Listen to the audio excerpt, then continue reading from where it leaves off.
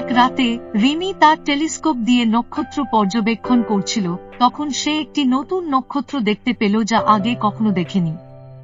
নক্ষত্রটি নীল আলোয় ঝলমল করছিল এবং রিমি জানতে চেয়েছিল যে এটি কি। সে টুকটুকে নামক রোবটকে ডাকল এবং তারা একসাথে নীল নক্ষত্রের দিকে যাত্রা শুরু করার সিদ্ধান্ত নিল। টুকটুকে তার জেটপ্যাক চালু করে এবং রিমিকে তার পিঠে নিয়ে উড়ে গেল। অবশেষে তারা নীল নক্ষত্রে পৌঁছাল। এটি একটি সুন্দর গ্রহ ছিল, নীল নদী এবং গাছপালা দিয়ে ভরা। রিমি এবং টুকটুকে গ্রহে নেমে নীল নক্ষত্রের রহস্য সম্পর্কে আরও জানতে শুরু করল। তারপর তারা হঠাৎ কিছু এলিয়েনকে দেখে অবাক হয়ে গেল। তারা ছিল অত্যন্ত বন্ধুত্বপূর্ণ। রিমি তাদের সাথে অনেকক্ষণ সময় অতিবাহিত করল এবং তারা দুজনই এলিয়েনদের নিয়ে খেলা করতে লাগল। এলিয়েনরাও তাদের সাথে অনেক সময় কাটিয়ে আনন্দ উপভোগ করল। তারা প্রায় 2 ঘন্টা যাবত সেখানে ছিল।